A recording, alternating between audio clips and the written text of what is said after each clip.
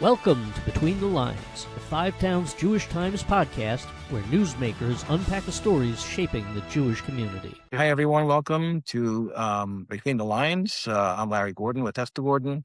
This is the electronic version of the Five Towns Jewish Times, coming to you at least once a week, or as often as we have the opportunity and the time to record. And we've had some very interesting guests over the last few months. I agree. And some good podcasts that are posted on, Spotify, Apple, YouTube, and now we have them on the Five Towns Jewish Times website as well. TJT.com. All you have to do is look at the top of the website and check where it says podcasts. But when we were talking about this, Esther, before we started, we were thinking about doing something that just goes through the paper and talk about, the articles, things that we covered, things that we're written about, things that make a lot of noise, like turning the page on a very sensitive microphone, things like that. And we're just learning. And we haven't had the opportunity to do that yet. So we're going to try to do that today. Actually did it once. We did do it once? Yeah. We read an article from the paper, right? And I genuinely think, I know it was your idea, and I think it's a great idea. Thank you. I think it's something that it's unique because, we're both aficionados of podcasts, and yes, it's very hard. I mean, let me back up a drop. Back when we were kids and we had TVs with 5 or 6 channels, there was always something interesting. I thought it was only 4, but you're right. Okay. Maybe it was 5 or 6, but now that there's 1,000 channels on and TV, nothing to watch. There's nothing interesting, nothing compelling to see. Just news. And it's the same thing with the podcasts. It's an exciting medium.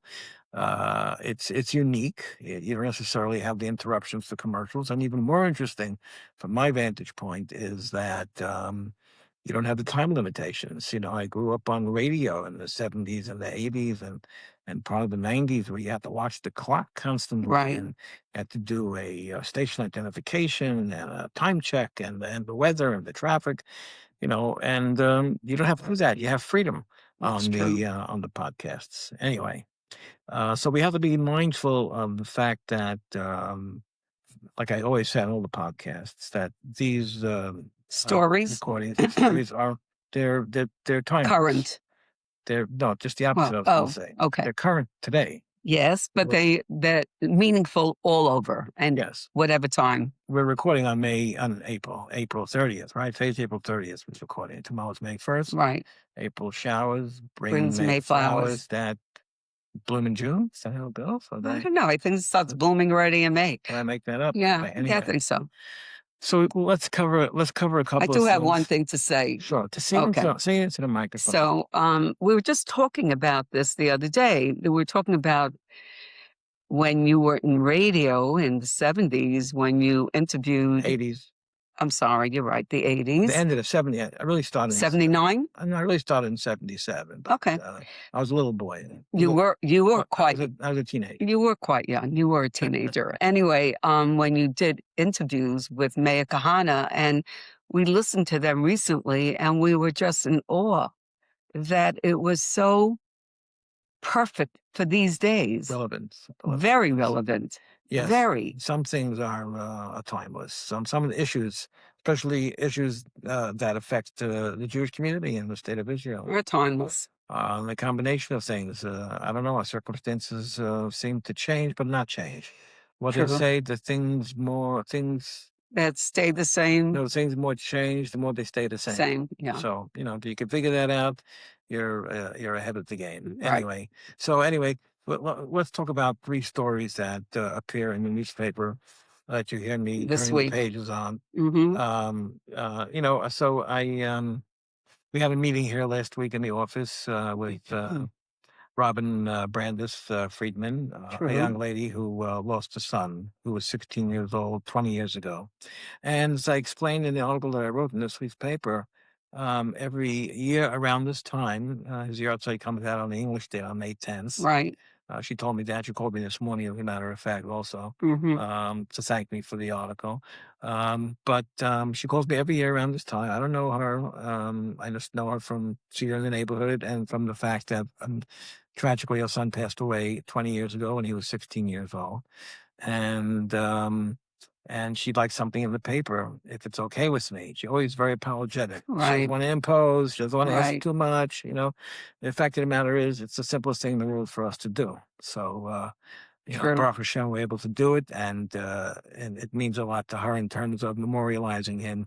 And if I could say And she wants everybody to remember him, or she herself. She remembers him every day, but she just wants his presence there well, once a year. if he was alive, he'd be a young man, 36 years old. Right. And he has many friends who've grown up as well, that Right. are also in their mid-30s today. And that Having families. remember him Right. well. And she just wants to, how do I say it, keep his memory alive. Alive. That's true. So we have a nice story about Zev Friedman in this week's paper with a nice photo that starts on page 4. And continues for quite some time, because very often when you read an article like this, the ideas give birth to additional ideas. Things flow. You just keep going. Right. One of the things, I don't know how other people do it that write, but I keep checking the word count. Sometimes it gets out of hand. I look at it and I say, oh my God, 1,800 words. Well, how did I get to 1,800 words? It's like missing an exit. It's time to edit. It's like missing an exit on 995. How did I get an exit 86? That could be more dangerous. I think. That's 65. Now I'm on 86. You can edit the words, but if you miss an exit, what happens to those exits? So, okay. Because I know it's too arduous for people to read 2,500, 3,000 words. True. Nobody has that kind of patience. Not anymore. So anyway, so I wrote a little bit about a conversation with Robin and about Zev, and I was touched by the fact that when she first contacted me a couple of weeks ago, she said to me in a voice message, Shocking voice, on the phone, she said that I want to thank you for what you do to help me remember Zev, my baby. She had 3 children. It was a baby, our youngest. And every year she says to me, I try not to cry. And then she just goes to pieces. She can't talk. She just is sobbing, and I understand. Absolutely. That's one thing I wrote about. And then while I started dabbling with that idea last week, I came across the book by Rachel Goldberg. Rachel Goldberg Poland. Yeah, Hirsch's mother. Hirsch Goldberg became very famous. Unfortunately, lost his life for the wrong reasons, right? After being kidnapped on October 7th. And tortured. At the Nova Festival. I think he was held hostage for several hundred days before, with 5 other people. He was murdered by the Hamas terrorists, and they thought that the Israel IDF was very close. Right. They thought they were close to them, and they were, they were just panicked. They were desperate. And they executed them. They didn't kill them. They executed them right then and there. You don't have to explain it. They're terrorists. Right. So there's nothing to explain. But she wrote a book. I think it's called When We Will See You Again, if I'm not mistaken. Is that the name of the book? Something, yeah. I think so. Yeah, When We See You Again. I think that's the name of the book. We'll look it up. And we'll make sure that it's right in the podcast. And she has a piece that she wrote in last week's Wall Street Journal. And also in the same, as long as I was in the mindset of writing about Zev Friedman, I was very touched also by her experience. I think she was part of the high-profile family members. Quite articulate, and she was a great spokesman for everybody. She kept mentioning it's not just for Hirsch, it was for all the hostages. So much so that after they found Hirsch, she was still there at the forefront. Right. For the rest of the hostages to get out. Right. It was especially touching how it was Shabbos. It was Shabbos morning, Shmini Atzeres, Simchas Torah, all round into one. And it's a very sensitive topic for Israelis, for the Jewish community in general. But there's a lot of noise in the background. I hear that. Yeah, she said she explained how when Hirsch was like 20 or 21, she came to her and her husband who were observant, modern Orthodox observant Jews. She explains in her article that she attended a shul in Jerusalem with separate seating. And she has two daughters besides her son Hirsch. And she sat with her daughters in the women's section, and her husband John sat with her Son. with her son. Very, very often, just laying his head on his father's Well, shoulders. no, what she said was he came to her and said he's not sure if this whole package is for him, but she said even though he would go out on Friday night with friends, he made it a point to go to shul with his father every Shabbos. Right. And she couldn't get over that. I mean, this is the hard part, to sit through an entire Shabbos morning. And the reason he did it, which was so touching, was that even though sometimes he was falling asleep and putting his head on his father's shoulder because he was up so late the night before, but the reason he did it was he didn't want Dada to sit alone. Right. He said, my sisters were sitting with their mother, and he wanted his father to have him next to him. Okay, so I'm going to make sure we get the title of the book right. So just keep talking. Now look at it. Okay. And I mean, when I read that in the Wall Street Journal, it was just quite touching. And it showed you what kind of special soul this boy had. How, he was going through whatever he was going through, a process, but he was so good to take care of his father that way. The book is When We See You Again. When We See You Again. Okay, and it's available on Amazon. Mm-hmm. It's an interesting cover. And, ideally it would have been great if he would have survived and Right. the personality that he had and that his parents had and the visibility that they had in the community internationally. And it's tragic. It was one big, large tragedy, the entire October 7th and the aftermath of that. So that story about Zev Friedman, who lost his life 20 years ago. And then Hirsch. 60 years old. And then Hirsch Goldberg, and in fact, coincidentally, if there is such a thing, if there isn't. Right. And coincidentally, our book came out last week, the week before we were recording this podcast. Then we also got news, shocking news of a friend of yours from very close friend of mine's grandson, 5 years old, about her grandson, who was a student at law school in Cornell University in Esta, New York, was on the way home to surprise his parents in Brooklyn to show up. I guess it was for a weekend, or maybe they had off for a couple of days. Like you said, it was on a Tuesday night. Yeah, it was Tuesday night. And something happened. He lost control of the car. Something happened. He hit a tractor trailer that was parked on the side of the road. And from what I read, he was nifted in the local news, yes, he passed away. And 25 years old. It was a family of 7, but family of 8. Family of 8. Yes. But another, terrible tragedy that rips apart a family. And I thought that fit in with the theme of what I was writing about. It was kind of depressing, I think. It was quite the loss of a child. But I wanted to, memorialize him to the extent that I could, and the connection that we had as a family, because his name was I knew right away. Lariner.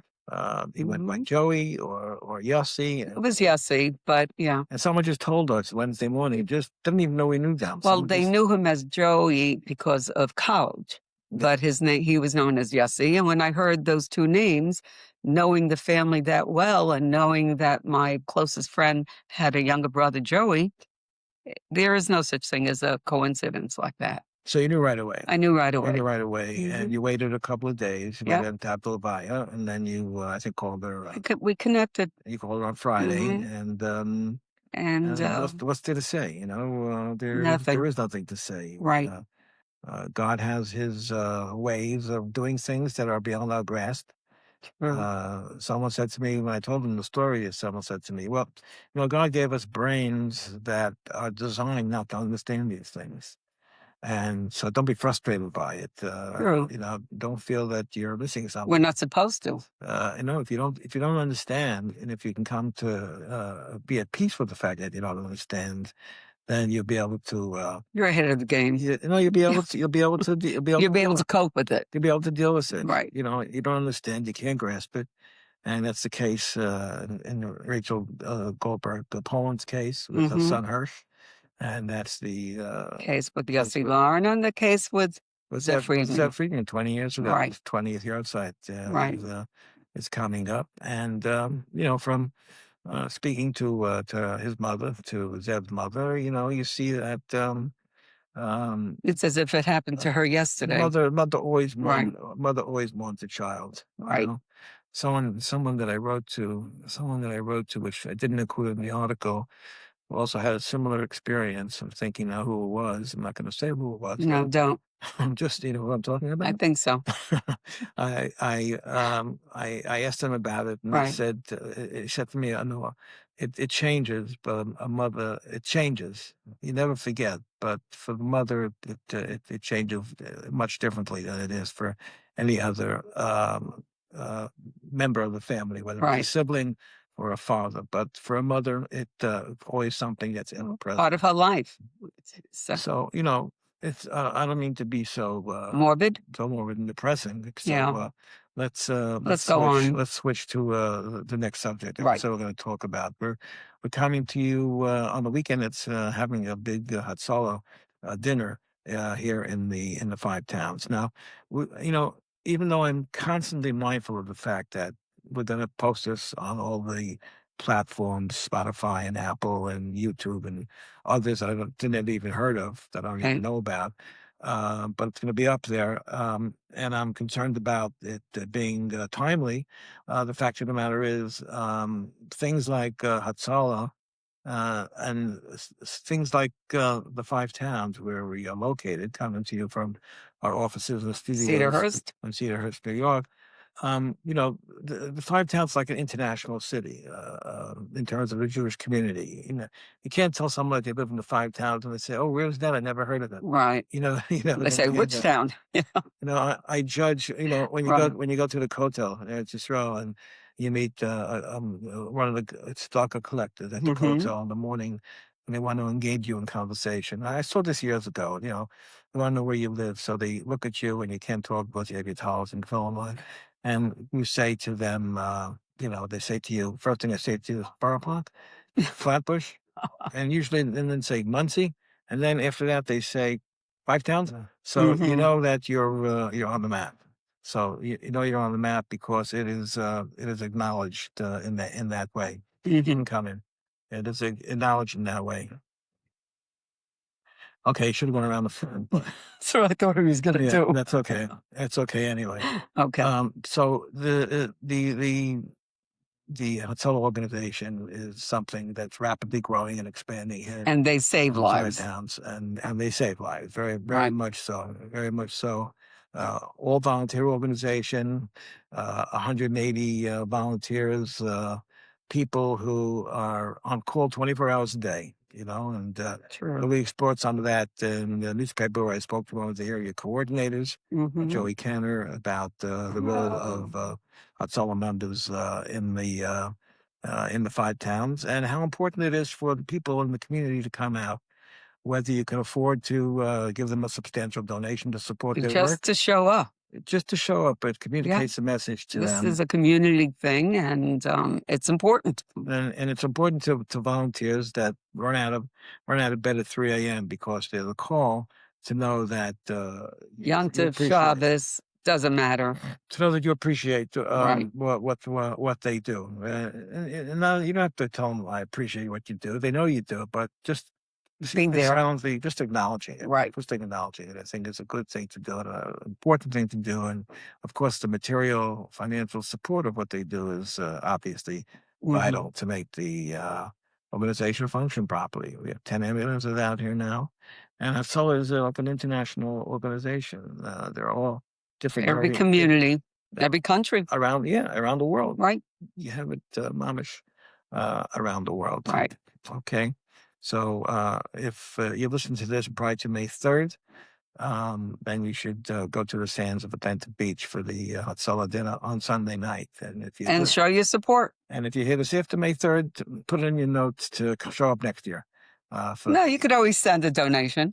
Yes, and show up next year too. And show up, right. Okay, so that's number 2 subject that we tackled this week in the paper, and that I wanted to talk about. Okay, and then we wanted to talk about something a little bit more. Is it lighter, you think? I think it's much lighter, but it's still... so light. You're talking about our good friend, Beva Seabrow. Right. Read her article. And her it's called Singles Column? Can we call it something forum. No. What's it called? The Civic Forum? What's it called? On page 102, I said. Where are you? 106? Mm-hmm. Sorry. One more page over. Up there, the forum. Right there. It's the dating forum. Okay, we should know that by now. I know. I knew it was a forum. Okay, it's a dating forum. And what was the issue she was tackling this week? About gold diggers and how women get the raw end of it, meaning people are always saying, oh, this woman, she's looking for, a wealthy guy. But this is not about that. This was about a woman that was dating. Older woman. An older woman. Divorced. And she was dating a guy. And everything seemed great. She herself was okay. Economically, she could hold her own, but he kept, towards the end, at one point, he kept questioning. He wanted to know how much she was worth. Right. And then at one point, he said, are you north of this number or are you south of this number? And she mentioned that she was south of the number. And right after that, she kind of was ghosted. And then and it was very hard for her because he finally opened himself up and she was very excited about this guy. And she wasn't looking for money. Apparently, he didn't have to, but he was. And then she found out later on that he's done this numerous times. And the shotgun that would set him up knew this, but she got paid for setting him up. And anyway, in the answer, from Bela, she started explaining what Nadin was. And I found that part fascinating. Okay. Is it Nadin a dowry? Nadin is a dowry. And years ago, that was a very normal thing in Europe. Why did a man have to give Nadin for his daughter when he wanted her to get married? Because after 120 years and he passes, his inheritance will go to the boys. So by giving his daughter a Nadin, that was a way that he could ensure that she'll get married. And this is her portion before he's gone. And they said years ago in Europe, when unfortunately a woman was an orphan, a lot of the time she didn't get married. Because of that problem. Don't you remember years ago in Israel, one of the ways, if a girl got engaged, she had to come up with an apartment? It's still the case? Yes, of course. Because, in certain communities, the boy's going to stay in yeshiva learning, and the girl's going to go to work supporting her learning. And the parents had to get together. The mother's parents. I don't know which side. I think it was the mother's. The parents have to. The girl's side. They have to not just find a place for them. That's not just find an apartment for them to rent. Right. They got to come up with I don't know, whatever it is, $500,000 or $600,000. Whatever it was, right? To buy an apartment. So you got to come up with a lot of money. Right. How do I know that? So I know that from a lot of people that come into the Israel, office, come to New York. It says here, obviously, the bride's family could offer. Okay, the bride's family. It's called a dowry, and Nadin is a dowry. Nadin, yeah. Okay, the more the bride's family could offer in terms of the Nadin, better off her chances were. And Kest. Kest, yes. Yeah, ich bin an Kest. Of Kest. The better they could attract a good match, roughly speaking, defined by the groom's lineage, Torah knowledge, study, and family wealth. So if the girls start to come up with a decent amount of money, then they can get a better quality boy, Mm-hmm. it seems. So what we're dealing with here in this case that Bela Seba was writing about in Right. this article, They're adults already. it's a corrupted version of Right. the whole process. Right, exactly. This guy's just Nobody's looking, supporting anybody here. this guy's looking to live with a woman and married. That he doesn't and have not to go to spend a work. penny. Right. He doesn't have to yuksa. Actually, he says to her while they were dating, yeah, he has a house.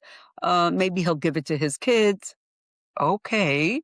Okay, and she's going to And she's going to have to support him? she's going to facilitate the ride for him That's what it sounds to like. whatever. So it's very So very she interesting. did. So the article is really about, hey, listen, it's not always the women looking for a free ride. It goes both ways. Well, is the impression exists that the women are Unfortunately, looking for- sometimes even in the outside world, oh, she's a gold digger. What does that mean? I mean, listen, we're not part of the younger generation. Right. I mean, you are, but I'm not. No, I'm not. You can In see- this day and age, my hair's not that white. It's these fluorescent lights in the room. Okay, all right. They make it really white. And this day and age, the truth is, women hold their own. Yeah, Okay. women is as professional as any guy, any day, if Okay. not more so. But why? Well, so everybody's, what is it? I don't get Everybody's it. looking for an easy way out. Is that it? Or they want less worries. I don't know. I don't know if you. Well, I don't know. We have 4 boys. They didn't go that route. Everybody is very responsible. Yes, of course. Baruch So Hashem. that goes from generation to generation. I guess we instilled that in them. Yeah, listen. Try to find somebody you love, and that's important. Yeah. Somebody good, My father was a hardworking guy. Your father was a hardworking. very hardworking. Such a thing as not going to work. Your mother went to work. Well, my father learned from 4 to 9, then went to work, came home and learned. 4 to 9 a.m. 4 to 9 a.m. and then went to work and then came home, and I didn't see him until about 10 at night. Okay, so Right. and He worked to support the family. and that's the It was a conventional- norm. That's the conventional way to do it. But this is what Bala's writing about. This is unconventional, It's corrupted. unfortunately. Right. I should mention before we wrap up, because we're going to wrap up in 5 minutes, but we should mention that it's not going to be so popular maybe, but you can always turn off the podcast if you don't like it. We could edit it also. No, I was going to talk about Mendel Epstein, who passed away this week. You know what? He meant well. I met him. I think I did a story about him about 10 years ago. I think more than that. Oh, yeah. You knew him a long time. Yeah, I remember. a long time ago. Right.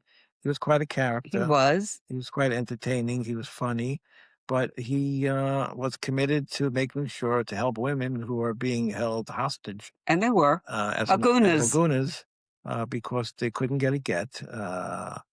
Let's not go into the technicalities, the halachic technicalities Right. of why a man has that kind of power over a woman when the marriage falls apart. But he had a way of working on Circumventing, and they had a way of working on it to induce the man to finally give it. to encourage him. Yeah. And then one day when it went too far, and he And, got into trouble, and Unfortunate, but that's not. People should remember him because, in a good way, he meant well. yeah, he meant well. He didn't want to see women Suffer. being victimized. I remember years ago. Susan I Alter. remember Susan Alter. She Remember? was a city councilwoman. She did I think we first got married. Yeah. You went to the meeting. The Right. office was on 18th Right. Avenue. She was working. She had a meeting with women on Agunas. This was in probably 1978 or 79. No, it was after. So it was 1979, 1980. Okay, I think, 1979, Yeah. 1980. And Mm-hmm. I met women in her office that day. 10 years. That not 20 years. I met a woman that who was fighting to get a get for 20 years. And you know what? You might hear from people. We might get emails from people that waited a lifetime because they couldn't get a divorce, so they could Right. move on. A Jewish divorce, so they could move on with their lives. Anyway, so it's Mendel Epstein, Oliver Shalom. He. I think Yeah, they're still sitting Shiva. Yeah. He had a great ride, and he had great impact. And like you said, he meant well. And he ran a little bit afoul of the law, A little. and ended up with a lot of agmas nefesh, a lot of aggravation, and difficulty. Okay. Anyway, that's pretty much going to cover whatever we want to talk about today. Yeah. This is our first or second version of our analytical approach to Between the lines. analyzing the Five Towns Jewish Times, which is the product that has produced and so-called given birth, so to speak, to this type of medium, these types of conversations. And we're trying to produce something in a world of podcasts that don't exist. And I'm not going to say that it's easy to do, but I don't care about the rest of the world, the podcast world. True. Really a lot of garbage and very repetitious. That's true. But I'm looking for something that can talk to People. our audience, Right. our people, the Jewish community, and even narrower than that, the traditional from community. And we welcome all comments. Okay, so you could reach us at editor at 5tjt.com. And we're going to have to develop an email address that that'll go directly there exclusively for the podcast Right. reactions. Or we could put something on the screen at the end of it, and we'll be back next week with another podcast, God willing. So, in the meantime, thanks very much for joining us and listening. I hope you learned something and even enjoyed it at the same time. as much as we enjoy doing it. Yes, with Esta Gordon. And thanks very much for joining us. Be well.